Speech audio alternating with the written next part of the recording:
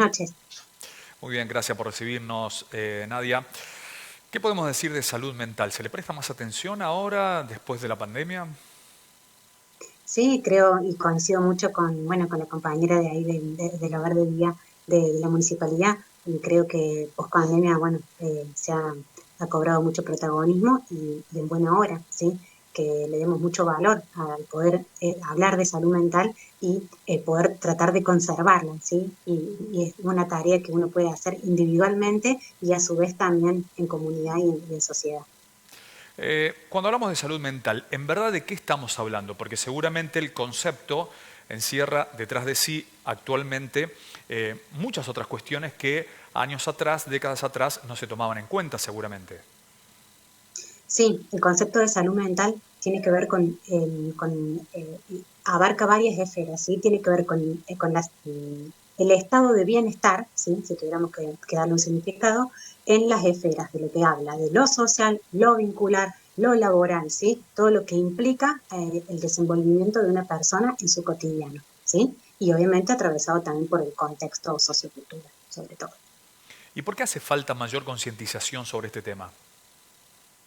Creo que necesitamos dar cuenta de que el pedir ayuda tiene que estar como más cerca digamos, de las personas en general. Muchas veces nos encontramos, nosotros que trabajamos un poco en el servicio de salud mental del hospital a través de las urgencias y demás, que todo lo que tiene que ver con el tratamiento de la urgencia en salud mental se ha duplicado mucho en cuanto a la demanda, y si la urgencia surge de ese modo porque hay algo que se rompe como un equilibrio, es porque nos falló un poco este eslabón que decimos un poco de la prevención, porque la idea es evitar que un paciente llegue en una situación de crisis para el abordaje y más bien abordarlo o trabajarlo en una instancia previa, ¿sí? Entonces creo que a eso apuntamos un poco con las cuestiones de la prevención y la importancia de consultar con un profesional y no necesariamente cuando uno tiene, digamos, tiene que tener un diagnóstico específico o estar atravesado por algún problema específico, sino por ahí dar cuenta de que si uno va percibiendo cierto malestar, uno puede hacer la consulta, porque ya hemos dejado de pensar de que necesariamente hay que tener un diagnóstico psiquiátrico o una patología específica para poder consultar o buscar un espacio terapéutico donde uno pueda dialogar con otro y buscar ayuda. A ver, hagamos una diferencia si es posible, en todo caso vos nos dirás. ¿Sí? ¿Hoy hay mayor cantidad de personas con problemas de salud mental o se diagnostica mucho más, se estudia mucho más esto? Sí, si bien también tenemos esta cuestión de que hay más personas que tienden a acercarse, ¿sí? A hacer las consultas, también tenemos una cuestión de que a veces hay muchos sobrediagnósticos, ¿sí? Y muchas veces hay estados de tristeza, estados de malestar que no necesariamente reúnen las características para calificarlos como una psicopatología o como un trastorno, ¿sí? Pero muchas veces, digamos esto del googlear y el buscar a veces magnifica cosas, y por eso apuntamos mucho a esto de la consulta con un profesional para poder dar cuenta de estos síntomas si realmente se encierran dentro de una patología o de un trastorno, o tiene que ver con un atravesamiento de una situación o una reacción a una situación de malestar que atraviesa una persona y que con el acompañamiento o el poner en palabras esto que le pasa puede encontrar la vía de solución.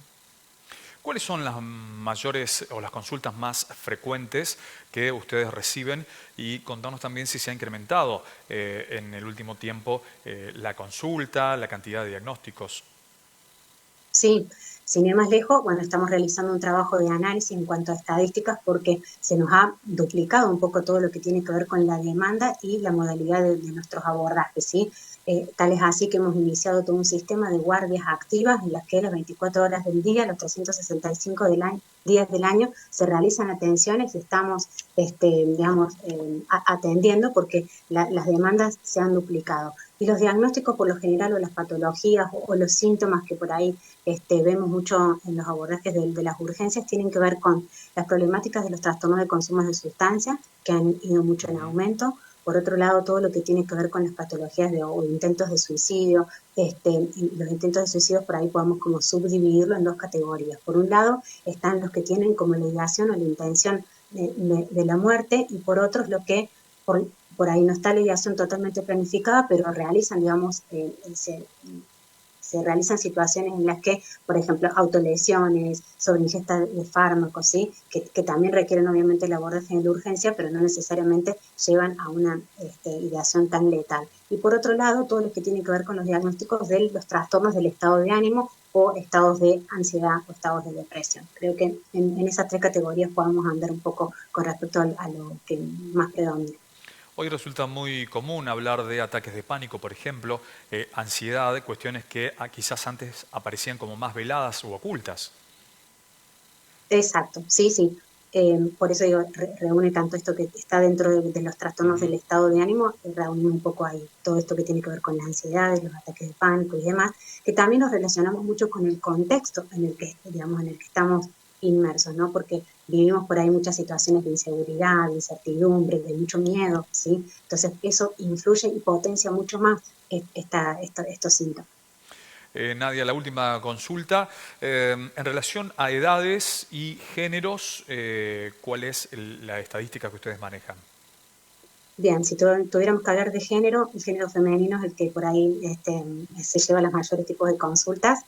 Y en cuanto a las franjas de edad, tenemos la mayor predominancia entre lo que va a la esfera entre los 25 y los 35 años de edad. Y Ujú. después la segunda franja etaria sería entre los 35 y los 45 años. ¿Por alguna razón en particular consideran? No, pero porque, digamos, el registro que venimos haciendo en este año y en esta estadística Ujú. que venimos como trabajándola, digamos, surge esta franja de edad, pero, digamos, por ahí, si la hemos comparado, la estamos comparando con algunas otras investigaciones de otros países y en Argentina en otros años, pero también tiene un poco que ver con esto, este despertar de post-pandemia. Si viéramos estadísticas del 2018, tenemos unos números bastante como diferentes y mucho menores en esto, en la franja de edad, en las cuestiones de sexo y en las cuestiones diagnósticas. A veces hay disparidad también.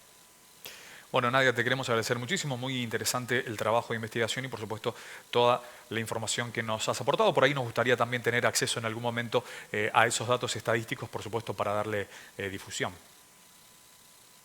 Perfecto. Sí, sí, cuando gusten. Es más, vamos a estar presentándonos en un trabajo que la semana que viene la municipalidad va a organizar unas jornadas en relación a la salud mental y como, bueno, el equipo del Servicio de Salud Mental del Hospital Pasteur vamos a estar y vamos a contar un poco mucho, vamos a dar a conocer más esta estadística y este trabajo. Así que, bueno, con todo gusto. Bueno, muchas gracias, un abrazo. Otro. Hasta luego. Muy bien.